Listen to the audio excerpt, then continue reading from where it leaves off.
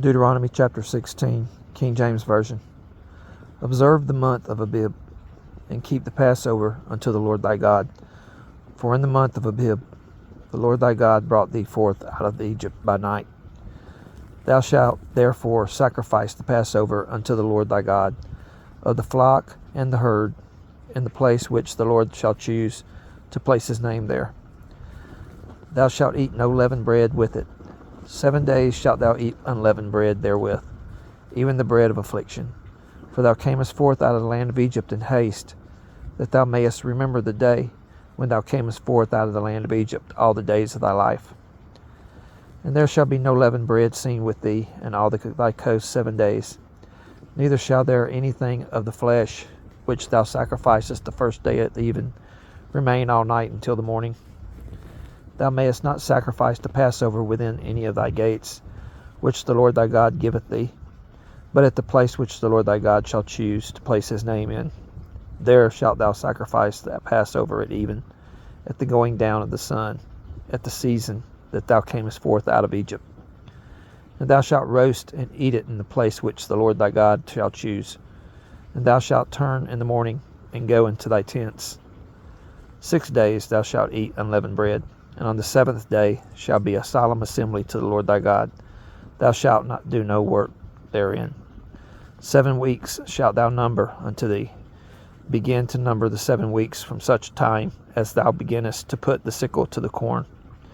And thou shalt keep the feast of weeks unto the Lord thy God with a tribute of a freewill offering of thine hand, which thou shalt give unto the Lord thy God, according as the Lord thy God hath blessed thee. And thou shalt rejoice before the Lord thy God, thou and thy son and thy daughter and thy manservant and thy maidservant and the Levite that is within thy gates, and the stranger and the fatherless and the widow that are among you, in the place which the Lord thy God hath chosen to place his name there. And thou shalt remember that thou wast a bondman in Egypt, and thou shalt observe to do all these statutes. Thou shalt observe the Feast of Tabernacles 7 days. After that thou hast gathered in thy corn and thy wine. And thou shalt rejoice in thy feast, thou and thy son and thy daughter and thy manservant and thy maidservant and the Levite, the stranger and the fatherless and the widow that are within thy gates.